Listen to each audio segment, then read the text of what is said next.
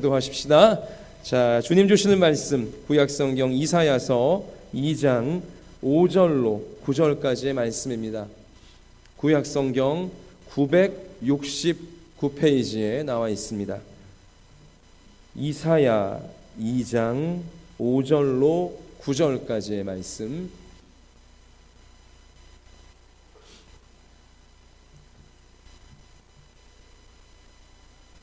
자, 2장 5절 제가 읽고 우리 9절까지 번갈아 읽으십시다. 야곱 족속아 오라, 우리가 여호와의 빛에 행하자.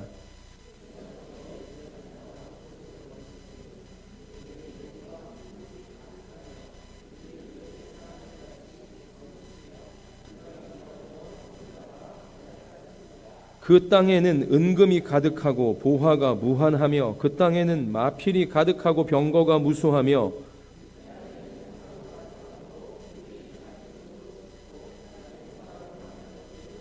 같이 합시다. 천한 자도 절하며 귀한 자도 굴복하오니 그들을 용서하지 마옵소서. 아멘. 유태신 목사님 말씀 증거하실 때 큰 은혜 받으시기 바랍니다.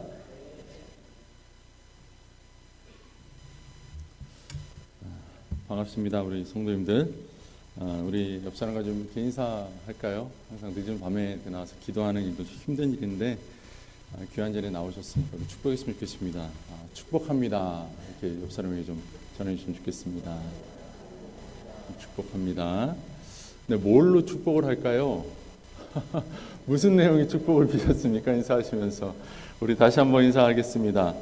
당신에게 말씀대로 이루어질 것을 축복합니다. 우리 말씀대로 이루어질 것을 축복합니다. 네, 반갑습니다. 오늘은 우리 용서하지 마옵소서라는 제목으로 말씀을 나누도록 하겠습니다. 사실 제가 지난 주간에 몇몇 성도님들께 이런 말씀을 들었어요. 목사님, 이번 주 금요일 예배 설교 제목이 무서워요. 이런 말씀을 제가 들었습니다. 용서하지 마옵소서. 저는 그냥 이렇게 그 성경 말씀 보통 이렇게 인용해서 설교 제목을 정하기가 쉬운데 그냥 아무 생각 없이 적었거든요. 근데 적고 보니까 또 그렇게 말씀하시니까 좀 무섭구나라고 느껴지더라고요. 예. 아마 말씀 앞에 떳떳하면 좀 덜 무서울 텐데 우리가 다 말씀 앞에 떳떳하지는 못하다 보니까 저부터도 또 우리 성도님들 중에도 오히려 하나님의 말씀을 알면 할수록 더 두려움이 생기고 무서움이 생기나 봅니다. 오늘 말씀을 보면서 우리가 더 말씀 앞에 당당할 수 있도록, 말씀 앞에 떳떳할 수 있도록 신앙하기를 소망하고 결단하는 시간 되기를 원합니다. 오늘 5절 말씀을 보면요, 야곱 족속아 오라, 우리가 여호와의 빛에 행하자라고 말씀을 시작합니다. 여기서 여호와의 빛이라는 표현이 등장해요. 여호와의 빛에 행하자라는 표현이 나오는데 여기서 빛이라는 단어가요, 제가 수요일 날이면 느헤미야서 말씀을 가지고 설교를 하고 있는데 느헤미야 설교할 때 한번 다뤘던 단어입니다. 언제냐면 느헤미야의 그 성벽 쌓기가 다 완성이 된 다음에 사람들이 수문 앞 광장에 나와서 모여가지고 거기서 하나님의 말씀을 듣는 그런 사건이 있습니다. 그때 언제 모이냐면 새벽 전에 모여요. 그래서 새벽부터 정오까지 말씀을 듣는다는 표현이 나오는데 이때 새벽이라는 단어가 오늘 여호와의 빛이라는 단어하고 똑같은 단어예요. 히브리어로 오르라는 단어를 쓰는데요. 이 오르라는 단어는 그냥 새벽, 빛, 그런 의미가 있습니다. 그러니까 이스라엘 백성이 느헤미야 때는 성벽을 지어놓고 빛이 떠오를 때부터 말씀을 들었다, 말씀을 보았다, 이런 의미가 되는 거예요.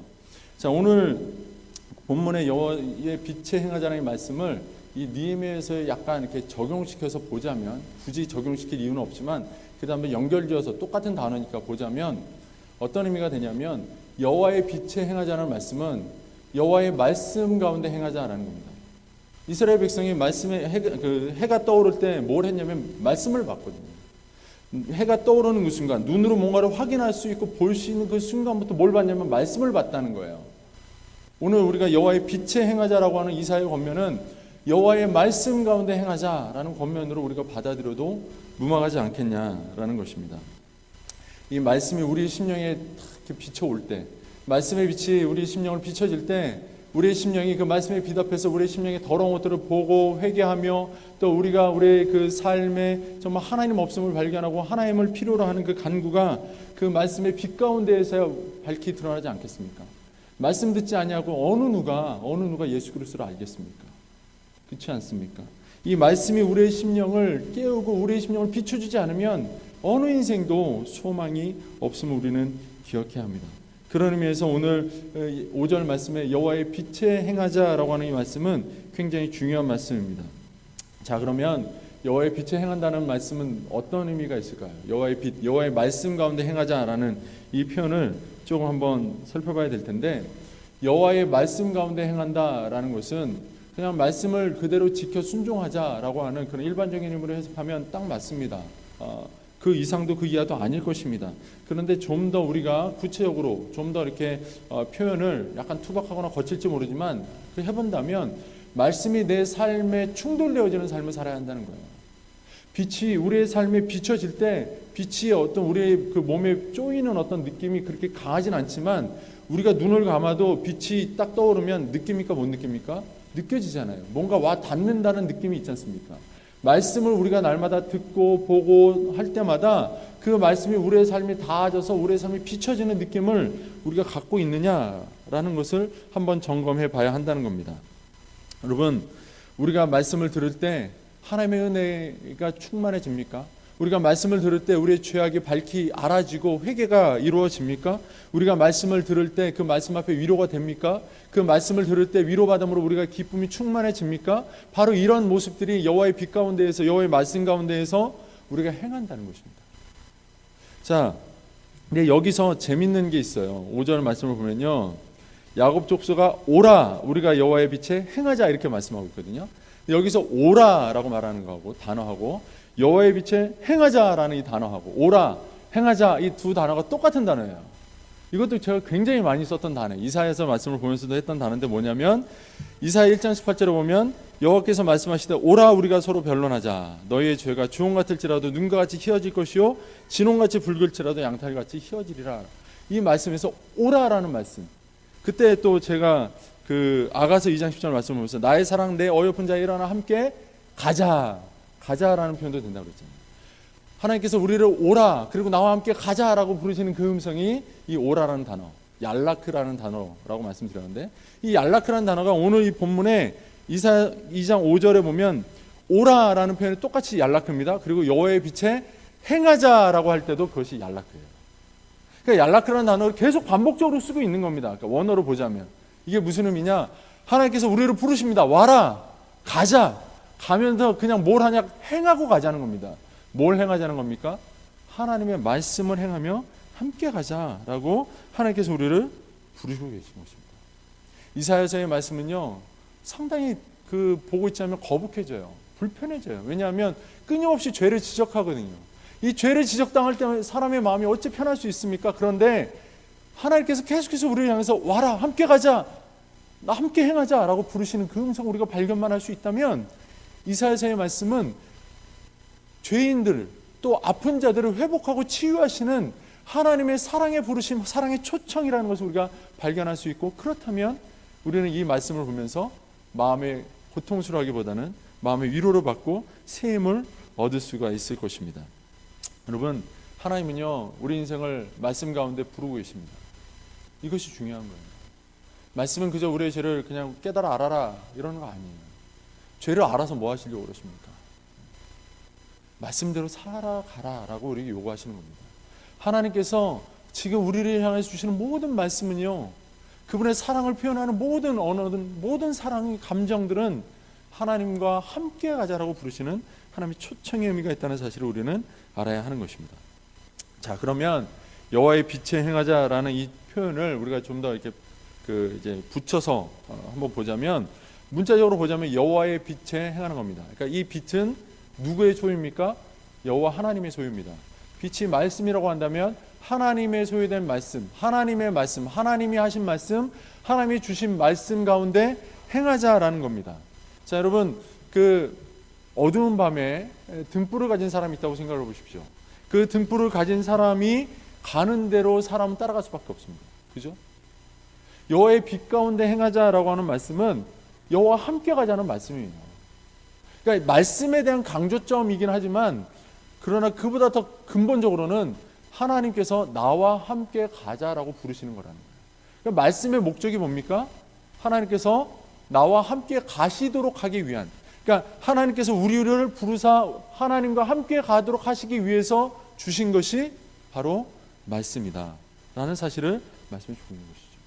그럼 우리 사랑하는 성도 여러분, 오늘 말씀을 들을 때나 또 어떤 말씀을 들을 때나 언제든지 말씀을 들을 때나 그 모든 상황 속에서 말씀을 들을 때 무엇을 기억해야 합니까? 하나님께서 지금 나를 부르고 계시는구나. 하나님께서 내가 나아갈 길을 지도하시는구나. 밝히 보여주시는구나. 함께 하나님과 가야겠구나 라는 결단이 우리 안에 서야 할 줄로 믿습니다. 자, 그러면 하나님께서 가시는 길은 어떤 길입니까? 이게 참 어려워요.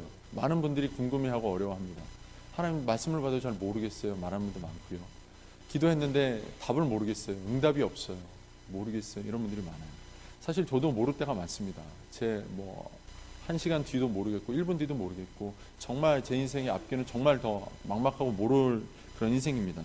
그래서 참 답답할 때가 많아요. 말씀을 보면 안다고 그러는데 잘 모르겠을 때도 있어요. 자, 그러나 하나님의 말씀은 우리에게 감춰진 것 같으나 그러나 아주 밝게 드러나져 있어요. 무슨 말씀을 드리는 것이냐? 하나님의 계시의 말씀이라고 그러는데 하나님은 계시를 두 가지로 주셨습니다. 일반 계시와 특별 계시죠. 일반 계시는 하나님께서 만드신 세상 만물을 통해서 그 지으신 분이 하나님이심을 우리가 알도록 베풀어 주셨다는 겁니다. 그것이 일반 계시예요. 그런데 그 하나님 지으신 모든 천하 만물을 보면서 인생들이 하나님을 발견하지 못하니까 하나님께서 그분의 말씀으로 기록하여 주신 것이 특별 계시예요. 그것이 바로 이 성경입니다. 성경의 말씀. 이 특별 계시와 일반 계시를 하나님께서 주셨어요. 그러므로 우리는 눈으로 어디를 보든지 우리는 하나님의 뜻을 볼 수밖에 없어요. 하나님의 말씀을 할 수밖에 없어요. 그리고 더 놀라운 사실은요, 하나님은 약속하신 대로 움직이신 분이세요. 약속하신 대로 하세요. 하나님께서 약속하지 않으시고 행하시거나 약속하셨는데 그것을 이행하지 않으시는 경우가 절대로 없어요. 사람이 죄를 지어서 죽음에 이르게 되었어요. 이거 왜 죽음이 이르렀죠? 죄를 지어서요. 그죠? 그렇게 알고 있잖아요. 그러나 더 근본적으로는요, 죄를 지으면 죽는다고 하나님이 약속했기 때문에 그런 거예요. 선악을 알게 하는 나무 열매를 따먹으면 어떻게 된다고 그랬습니까? 정령 죽으리라 약속하셨단 말이에요. 안 먹으면요, 죽을 일이 없어요. 먹었단 말이죠. 그 결과는 뭡니까? 딱 약속하신 만큼 죽음이에요. 약속하신 죽음이에요. 하나님의 말씀은요, 언제나 우리의 삶에 약속하세요. 그 약속의 말씀들이 이 성경 곳곳에 기록되어 있어요. 우리에게 알라고 보여주세요. 그리고 천하 만물을 보십시오. 딱 약속된 대로 질서 있게 운행되지 않습니까?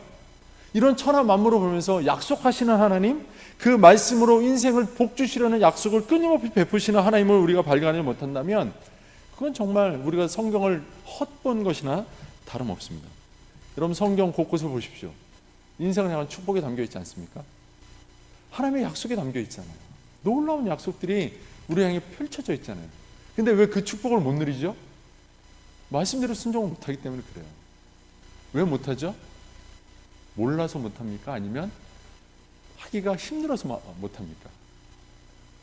몰라서 못하는 경우도 있지만 대체로 말씀을 좀 아는 분들, 신앙생활 하셨다 하는 분들은 아는데 하기가 참 거시기 하죠. 네. 그래서 못하는 경우가 참 많아요. 그렇지 않습니까? 그러므로 우리가 오늘 말씀을 들으면서 이 순간에도 우리는 생각해야 될 게 뭐냐면, 정말 나는 하나님의 말씀의 빛 가운데 행하고 있는가? 아니, 행하려고 결심하고 있는가? 하나님의 말씀을, 그 약속의 말씀을 내가 받아주려고, 그거 붙들려고 애쓰고 있는가? 말씀과 정말 내 삶의 접촉이 이루어지고 있는가 하는 것을 점검할 수 있어야 한다는 거예요. 여러분, 이게 쉽지는 않아요. 그러나 끊임없는 훈련과 그런 반복적인 그 신앙의 그 수고와 노력들을 통해서 이루어질 수 있어요. 그건 우리의 몫이에요. 여러분, 여러분의 자녀가 있는데요, 수학을 못하면 사실 대학 가기 어렵잖아요. 그죠? 수학, 영어, 국어 이거는 너무 중요한 과목이라 못하면 일단 좋은 대학 가기 어렵잖아요. 근데 예를 들어 수학을 못하는 자녀가 있다고 해봐요. 수학이 잘하고 싶어요. 자녀는 너무 잘하고 싶은데 근데 너무 어려운 거예요. 그래서 못하겠다고 그런다고 부모님한테 말씀을 드렸다고 생각해 보세요. 그러면 여러분이 그런 자녀를 두었다면 어떻게 하겠어요? 그래, 하지 마라. 힘들지. 네가 애쓰는 거 안다. 쉬어라. 이러겠어요? 아니면 몽둥이를 들고 와서 다리 몽둥이가 부러지게 때려주면서 하라고 그러겠어요? 어느 쪽이겠어요? 하라고 하겠죠. 왜요? 수학 잘해서 뭐 하게요? 사실 저도 미적분 뭐 이런 거 고등학교 졸업하고 써먹어본 적이 없는데 수학 잘해서 뭐 하려고요? 사실 대답하기는 모호하지만 그러나 수학을 잘해서 좀 더 좋은 대학을 가면 좀 더 좋은 인생이 열릴 것 같으니까. 그렇지 않습니까? 일반적으로 사람들이 그렇게 상식으로 알고 있잖아요. 그게 사람들이 알고 있는 약속된 패턴이잖아요. 약속된 어떤 삶의 질을 높이는, 향상시키는 방법이잖아요. 그죠? 사람들이 암묵적으로 이해하고 알고 있는 약속도 그렇게 중요하게 여기면서 애를 잡아가면서 공부를 시키는데, 제가 여지껏 그 목회를 하면서 단 한 명도 만나보지 못한 사람이 있는데, 어떤 사람이냐면, 목사님 저 성경을 과외시켜 주십시오 하는 사람 만나본 적이 없어요. 성경 과외 해보셨습니까? 저는 해드리고 싶은데 아무도 원하지 않아요. 근데 가끔씩 오셔서 말씀하는 분들이 계세요. 성경을 배우고 싶다고. 정말 마음에 감사합니다. 그래서 물어요. 그러세요. 어떻게 할까요? 어떤 걸 알고 싶으세요? 여쭤보면요, 꼭 뭔가 이렇게 하나씩 지정해 갖고 오세요. 목사님 저는 마태복음이 알고 싶은데요. 저는 로마서가 알고 싶은데요. 정말 많은, 한 절반 이상은요, 요한계시록이 알고 싶다고 오세요. 사실 요한계시록은 저도 잘 모르겠고, 그래서 요한계시록을 말씀하시면 제가 그다음부터 말 안 하는데, 어쨌든 자기가 알고 싶은 말씀이 있는 거예요. 성경 66권이 다 소중한 말씀입니다. 다 놀라운 하나님의 은혜가 담긴 말씀이고 약속이 담긴 말씀이에요. 그런데 내가 듣고 싶은 말씀이 따로 있어요. 내가 들어야 될 말씀이라고 생각하는 그 말씀이 따로 있다는 거예요. 말씀이 무엇인가를 우리에게 들려주는데, 그 말씀을 들을 때 내가 듣고 싶은 말씀이면 아멘이 되고 은혜가 되는데, 안 듣고 싶은 말씀이면 참 마음이 곤고해지고 피곤해진다는 거예요. 너무 힘듭니다. 마음이 무거워지는 거죠. 여러분, 근데 우리가 기억해야 될 거 있습니다. 하나님의 말씀은요, 말 그대로 하나님의 소유입니다. 하나님으로부터 나온 거예요.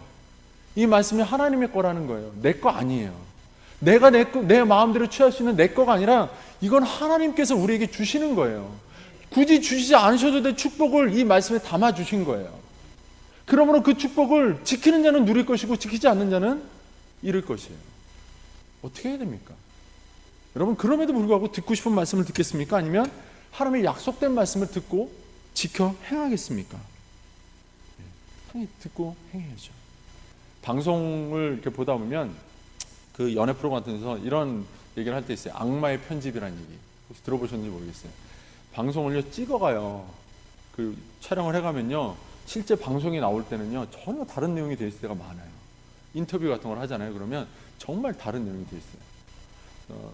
저도 이제 그 초창기 전도사하고 이럴 때는 교회에서 무슨 홍보 영상 만들고 이러면 뭐 집사님, 장로님들 이렇게 영무소 영상을 찍어가지고요, 정말 1시간 정도 찍어요. 그러면 그 중에서 엑기스를 뽑고 뽑아가지고 한 3분짜리로 만들어 오잖아요. 다 은혜 받아요.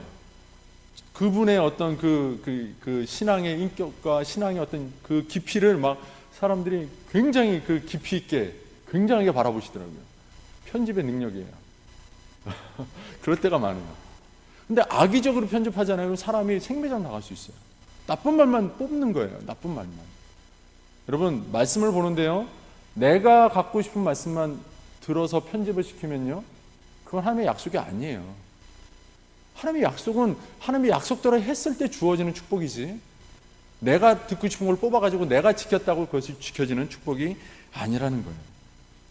자, 여러분, 그러므로 말씀을 들을 때, 또 적용할 때 우리가 기억해야 될 중요한 한 가지 전제가 있는데 뭐냐면, 말씀을 바르게 듣고 또 바르게 깨달아서 바르게 행해야 된다는 거예요. 바르게 듣고 바르게 깨닫고 바르게 행한다는 게 굉장히 중요합니다. 자, 오늘 왜 이런 말씀을 제가 이렇게 서두에서 드리는지 오늘 말씀을 좀 보겠습니다. 6절을 보시면요, 이렇게 말씀합니다. 주께서 주의 백성 야곱 족속을 버리셨음은 그들에게 동방풍속이 가득하며 그들이 블레셋 사람들 같이 점을 치며 이방인과 더불어 손을 잡아 언약하였음이라. 이렇게 말씀합니다. 자, 6절이 시작할 때 주께서 주의 백성 야곱 족속을 버리셨대요. 주님이, 하나님이 자기의 백성 야곱을 버리셨어요. 이스라엘을 버리셨어요. 왜 그랬을까요? 하나님의 백성이라고 표현을 했는데, 그런데 그 백성을 버리셨어요. 자, 그 이유를 세 가지로 6절은 말해요. 첫 번째는 이스라엘 안에 동방풍속이 가득했고요. 두 번째는 블레셋 사람처럼 점을 쳤고요. 세 번째는 이방인과 손을 잡고 언약을 했다는 거예요. 자, 첫 번째 동방풍속이 가득했다. 자, 그래서 하나님이 이스라엘을 버렸다. 이건 뭐냐면, 이스라엘은요 중동 지방, 그러니까 그 중동 지역의 가장 서편에 있습니다. 서편 쪽에 있고요. 이스라엘에서 동쪽이라고 말하면 한도 끝도 없으니까 주로 성경에서 말하는 동쪽은 어디쯤을 말하냐면 성경에 나온 그 나라들로 말하자면 바벨론이나 아수르 같은 나라. 또 우리가 이제 청년들 좀 상식적으로 아는 친구들이라면 고대 첫 번째 문명이 인류 문명이 시작된 곳이 어디죠? 괜히 물어봤군요. 예, 우리 담임 목사님 아셨어요. 수메르 문명이 생긴 곳이 바로 이 메소포타미아 지역인데요.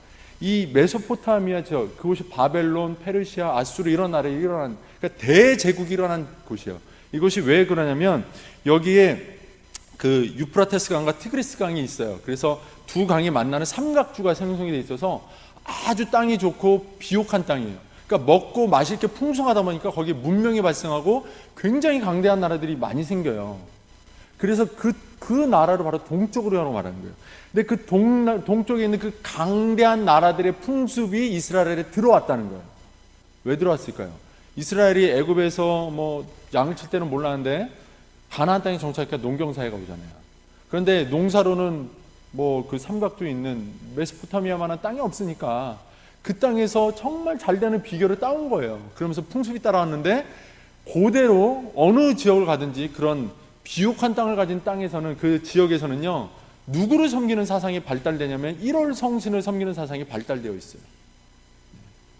그래서 우리나라도 옛날에 보면 그 당군 신화 같은 거 보면 뭐 비를 부르는 신 이런 다 있죠. 그런 거 있죠.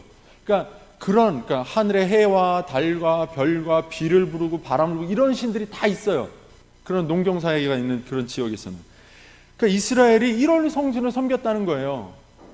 태양을 섬겼습니다. 달을 섬겼습니다. 중요하잖아요. 바람이 불고 비가 적당히 오고 해야 되니까요. 그래서 섬겼어요.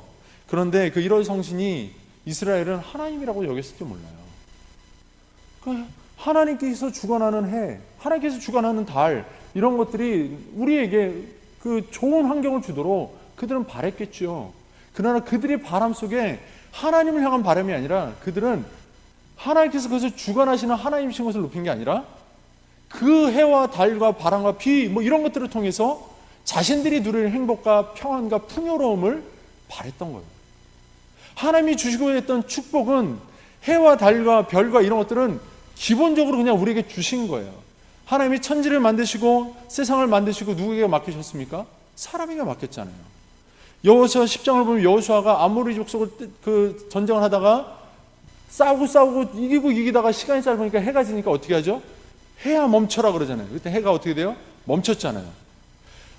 해와 달과 별과 이런 것들은 하늘에 하나님의 주권 아래 있고 그 하나님께서 사람에게 그 다스릴 모든 권한을 주셨어요. 사람이 다스리면 다스릴 수 있는 것을 사람이 자신들이 땅에서 누릴 것을 바라보며 그것을 바라보고 기도하기 시작했다는 거예요. 이스라엘의 이런 풍속이 들어오는 그 순간 하나님이 그것을 하나님의 말씀을 따르는 것이라고 보지 않았다는 거예요. 또 두 번째 블레셋 사람들처럼 점을 쳤다는 표현을 하는데요. 여기서 점이라고 하는 단어가 재밌어요. 아난이라는 단어인데요. 이 아난이라는 단어가 점을 치다라는 단어로 한 10여 차례 나온대요. 구약에. 그런데 실제로 아난이라는 단어는 구약에 80번 정도가 나와요. 그럼 나머지 70번 정도는 뭘로 쓰였냐? 구름 기둥 아시죠? 그 애굽에서 출애굽할 때 하나님이 세우셨던 구름 기둥, 그 구름을 의미하는 거예요. 성전을 짓고 나서 성전에 하나님의 영광이 구름처럼 가득했다라고 할 때 그 구름, 이게 아난이에요. 아난. 이 아난이 구름이라는 뜻도 있고 또 하나는 점을 치다라는 뜻도 있는 거예요. 이 연관이 무슨 연관이 있을까? 연관이 없다라고 보는 경우도 있지만 어떤 연관이 있을까?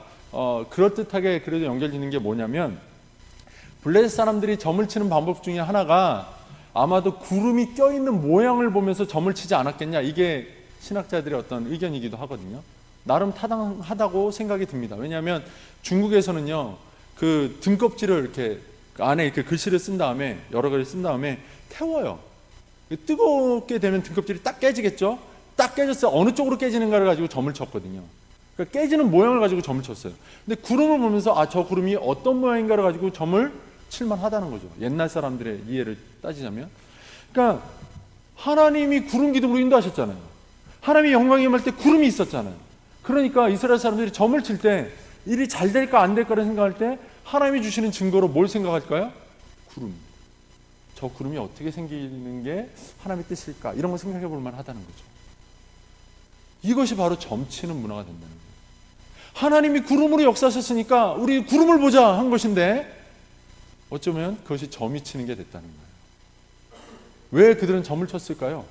하나님께 물으면 되는데, 하나님의 말씀에 근거해서 말씀 주신 대로 따르면 되는데, 이미 그들에게는 하나님의 말씀이 적어도 구약 그 모세오경 토라의 말씀들이 있었는데 그들은 왜 구름을 바라봤을까요?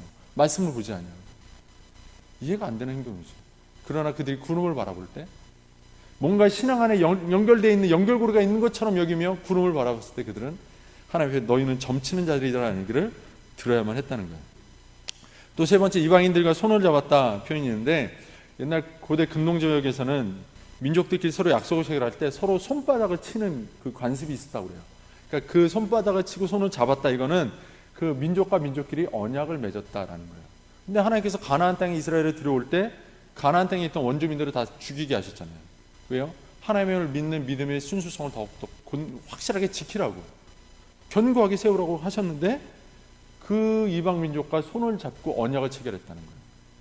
이방 민족을 다 내쫓고 거기서 하나님만 섬기는 것이 하나님과 맺은 약속이었는데 그 약속을 뒤로 하고 그 땅에 살던 이방 민족과 새로운 약속을 정했어요. 그러면서 하나님과 맺어진 약속을 그들은 놓지 않았던 것 같아요. 오늘날로 치면 하나님께서 전혀 기뻐하지 않는 일인데 그것이 세상이 볼 때 관용이고 세상에 볼 때 사랑이고 세상에 볼 때 너그러운 측면이 있다고 하여서 세상을 손잡아 주는 것, 세상의 죄악들을 그래 그럴만해 라고 인정해 주는 것, 뭐 대표적으로 요즘으로 치면 동성애 문제라든지 뭐 그 간음죄 뭐 이런 문제들 있죠. 이런 문제들, 그런 문제들에 대해서 시대가 바뀌었어 라고 말하면서 손잡아 주는 것, 바로 이런 것들이 이방 사람들과 언약을 체결하는 것과 다름없다는 거죠. 그런 것들에 대해서 하나님은 전혀 기뻐하지 않으세요. 그건 사랑이 아니라고 말씀하시는 거예요. 그건 내가 너희들과 약속한 것과 다르다고 말씀하시는 거예요. 하나님은 우리에게 뭘 요구하시는 거냐면 하나님이 우리와 맺은 언약의 관계를 지키라고 요구하시는 거예요. 이스라엘에게 내가 너에게 준 말씀대로 행해 지키라 라고 요구하신다는 거예요. 근데 이스라엘이 그걸 몰랐겠습니까? 근데 왜 이런 행동을 했을까요? 왜 블레셋처럼 점을 치고 왜 그들은 그 동방풍습을 따르고 왜 그랬을까요? 그들 안에 가나안 땅 안에서 누릴 풍요로움에 대한 욕구가 있었기 때문이겠죠. 하나님이요, 가나안 땅에 가면 어떻다고 그랬죠? 젖과 꿀이 흐른다고 그랬어요. 그 땅은 풍요로운 땅이라고 그랬어요. 그 땅에 가면 풍요가 있어야 돼요, 없어야 돼요? 있어야 돼요. 있어야 돼요. 있어야 되는데 그걸 어떤 방식으로 얻어야 돼요? 그건 하나님께 달린 문제예요. 근데 그걸 누가 만들고 있는 거예요, 지금? 자신들이 만들려고 하는 거예요. 하나님께 묻고 있지 않아요. 하나님께 구하고 있지 않아요. 자신들이 그 땅의 풍습을 따라서 자신들이 만들 수 있는 방법들을 동원해서 만들어가는 거예요. 그렇게 해서 만들어지면 그 풍요는 누가 주신 풍요가 될까요? 이스라엘 안에서는 그 이방신들이 준 것이기도 하지만 우리를 인도하신 하나님이 주셨다. 이 땅에서 우리를 풍요롭게 하겠다는 하나님의 약속이 이루어졌다라고 그들이 말할 수 있는 근거가 된다는 거죠. 여러분, 제가 질문 하나 드리겠습니다. 여러분, 하나님이 우리를 인도하시는 게 먼저입니까? 아니면 우리가 하나님의 인도를 따라가는 게 먼저입니까? 어느 쪽이 먼저예요? 하나님 인도하는 게 먼저죠, 당연히. 그럼 하나님이 우리를 인도하는 것이 불변하는 진리입니까? 아니면 우리가 하나님의 인도를 따라가는 것이 불변하는 진리입니까? 하나님이 우리를 인도하시는 건 절대 변하지 않습니다. 그러나 우리가 하나님을 따라가는 건 언제 변할지 모르는 그런 거예요. 자, 그런데 우리가 제가 이 질문 좀 바꿔서 이렇게 질문하면 어떻습니까? 하나님이 우리를 인도하는 것과 우리가 하나님의 인도를 따라가는 것이 똑같은 겁니까? 제가 앞서 질문드린 내용들을 가지고 생각해 보십시오. 하나님이 우리를 인도하는 것과 우리가 하나님의 인도를 따라가는 게 똑같은 겁니까? 같을 수도 있지만 자칫 잘못하면 달라질 수도 있다는 얘기를 하는 겁니다. 뭐죠? 우리가 하나님보다 앞서가면 따라가는 게 아니에요. 하나님 인도를 받는 게 아니라는 거예요. 하나님이 약속하셨어요. 풍요로 약속하셨다고 생각해 보십시오. 풍요로워져야 돼요.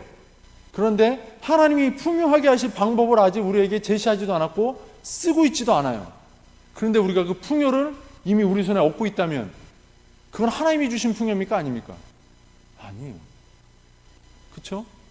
그런데 하나님이 약속하신 풍요가 있다 해서 그 풍요가 마치 하나님이 약속한 풍요처럼 생각한다면 그것은 굉장히 큰 오해요. 불신앙이 되기 쉽다는 겁니다. 여러분, 이런 구별을 우리가 할 만큼 바로 서야 되는데, 그 구별이 언제 어떻게 서느냐? 말씀을 보고 말씀의 계시를 받을 때, 성령께서 말씀을 깨달아 알게 하실 때, 또 성도가 말씀대로 따라 살 때 가능해진다는 거예요. 여러분, 오늘 7절을 보시면 이렇게 말씀합니다. 그 땅에는 은금이 가득하고 보화가 무한하며 그 땅에는 마필이 가득하고 병거가 무수하였다. 온갖 금은 보화가 가득하고 병거가 가득하고 부강해졌어요. 부국 강병의 나라가 이루어졌어요. 그들은 가나안 땅에서 굉장히 축복받았다라고 생각할지 몰라요. 그런데 8절은 뭐라고 그럽니까? 8절은 그 땅에는 우상도 가득함으로, 하나님 말씀하십니다. 야, 니네 땅에 풍요가 가득하긴 한데 이거 내가 준 게 아니라는 거예요. 우리는 근데 그렇게 생각할 여지가 있다는 거죠. 이 오늘 본문 말씀 보면서 우리는 이 부분을 빨리 깨우쳐야 한다는 거예요. 창세기 26장에 읽어보면요, 이렇게 말씀해요. 여호와께서 이삭에게 나타나 이르시되 애굽으로 내려가지 말고 내가 내게 지시하는 땅에 거주하라. 그리고 나서 3절, 4절, 5절을 보면요, 그렇게 하면 내가 너의 자손에게 복을 주겠다. 모든 걸 너에게 다 주겠다. 이런 식의 말씀하세요. 근데 우리는 2절 말씀을 생각하지 않고 모든 복을 주시겠다는 하나님의 약속을 기억해요. 근데 2절은 뭐라고 그러냐면 내가 너에게 지시하는 땅에 거주하라고 말씀하세요. 하나님이 우리에게 지시하는 땅에 거주하며 하나님이 지시하는 대로 움직여야 되는데, 그건 빼놓고 하나님이 우리를 번성하게 하시겠다고 했으니 내가 어떻게든 번성이 되면 그건 하나님의 복이에요. 다짜고짜 하나님의 복이 되는 거예요. 그건 그렇게 보실 수 없는, 그렇게만 생각할 수 없는, 하나님이 주신 걸 수도 있고 아닐 수도 있는 그런 그 소지가 많다는 거예요. 자, 그러면 이제 말씀을 좀 정리해 보겠습니다. 우리가 생각해야 될 게 뭐냐? 제가 읽었던 창세기 26장 그 4절 말씀을 보면요, 이렇게 말씀하면서 끝납니다. 내 자손은 하늘의 별과 같이 번성하게 하며 이 땅을 내 자손에게 주리니 마지막에 내 자손으로 말미암아 천하 만민이 복을 얻으리라. 2절에서는 내가 너에게 지시하는 땅에 거주하라 그랬고, 4절에서는 그 끝에 내가 너에게 번성하겠다는 그 말씀 끝에 천하 만민이 복을 받으리라. 너로 말미암아, 내가 너에게 준 복으로 말미암아 천하 만민도 복을 받아야 됩니다. 그러니까 말씀대로 살면 어떤 결과가 나야 됩니까? 내가 복을 받아야 되지만 내가 복을 받으면 어떤 결과가 나와요? 천하 만민이 복을 얻어야 돼요. 자, 그러면 오늘 우리 그 교회 상황으로 치자면 이런 겁니다. 우리가 지금 하나님의 말씀에 따라서 우리 교회가 지금 힘쓰고 노력하는 중요한 그 일이 있죠. 사명이 있죠. 뭡니까? 새생명 축제. 생명을 구원하는 축제가 우리 앞에 준비되고 있습니다. 영혼을 구원하는 하나님의 말씀을 우리가 받아 들었습니다. 하나님의 그 영혼을 구원하면 천국에서 잔치가 열리는 하나님 기뻐하신다고 말씀하셨어요. 자, 그러면 우리가 이 생명의 잔치를 우리가 준비하는데, 우리가 이 생명의 잔치에 어떤 수고를 하고 있습니까? 정말 이 하나님께서 지시한 이 말씀에 순종하고 있습니까? 순종함으로 말미암아서 우리는 마지막에 어떤 결과를 낼 수 있습니까? 영혼이 구원하도록 말미암아 그가 복을 얻는 그 지경에 이르고 있죠. 그렇다면 이건 하나님이 약속하신 대로 우리는 진행되어지는 것입니다. 그런데 우리가 오늘 창세기 26장 말씀을 근거해서 볼 때 우리가 하나님의 말씀대로 살고 있다라고 느낍니다. 그래서 내가 뭔가 풍요롭고 뭐 일이 잘 되는 것 같습니다. 그런데 그 다음이 없다면 그건 한번 재고해 봐야 될 필요가 있는 겁니다. 제가 그 하나님께서 주시는 풍요, 내가 말씀에 순종하고 있는가에 대한 점검하는 방법을 알려드리고 있는 겁니다. 나 때문에 세상 만민이 복을 얻고 있는가, 구원 얻고 있는가 점검해야 한다는 것입니다. 성도 여러분, 말씀을 마치겠습니다. 역대하 26장 5절에요, 이런 말씀이 기록되어 있어요. 하나님의 묵시를 밝게 하는 스가랴가 사는 날에 하나님을 찾았고 그가 여호와를 찾을 동안에는 하나님이 형통케 하셨더라. 이 말씀이 뭐냐면, 우시아라는 왕이 있었는데요, 이 우시아라는 왕이 어려서 왕이 됐어요. 그래서 이 우시아라는 왕이 누구의 지도를 받냐면 스가랴라고 하는 선지자의 지도를 받아요. 스가랴가 살아있는 동안에 그는 하나님의 묵시를 밝게 하는 선지자여서 이 우시아를 잘 가르쳐 줍니다. 그래서 우시아가 하나님의 묵시를 잘 아는 이 스가랴를 통해서 배우는 동안에 그가 하나님을 찾았어요. 그리고 그가 여호와를 찾는 동안에 하나님이 그를 형통케 하셨어요. 나라가 굉장히 부국강병 시대에 접어듭니다. 그런데 하나님의 말씀을 잘 아는 스가랴가 죽고 나니까 어떻게 되냐면 그게 교만해져서 하나님의 성전에서 제단에 향을 자기가 피우려고 덤벼들다가 나병에 걸려서 쫓겨나고 맙니다. 하나님의 말씀을 정말 잘 순종하는 것과 순종하지 않는 것, 이것은 굉장히 큰 차이를 만들어냅니다. 사랑하는 성도 여러분, 오늘 우리는 하나님의 말씀 앞에 서 있습니다. 특별히 아주 중요한 말씀 앞에 서 있습니다. 땅까지 이르러 내 증인이 되라고 말씀하시는, 모든 만민에게 복음을 증거하라고 말씀하시는 그 하나님의 말씀 앞에 우리는 서 있습니다. 그 말씀을 앞에 두고 우리는 어떤 마음으로 다가가야겠습니까? 오늘 이사야서 말씀을 기억했으면 좋겠습니다. 그저 내 인생의 축복을 바라면서 신앙하는 그 신앙을 잠시 내려놓고 지금은 우리가 천하 만민이 복을 얻기 위한 그 신앙으로, 그 말씀의 순종함으로 우리가 나가야 될 줄로 믿습니다. 그리할 때 하나님께서 우리를 통하여 우리의 자손들과 우리 이웃들을 구원하시는 큰 역사를 이루실 줄로 믿습니다. 우리가 그로 말미암아 하나님의 말씀에 순종하는 기쁨을 우리도 더불어 누릴 줄로 믿습니다.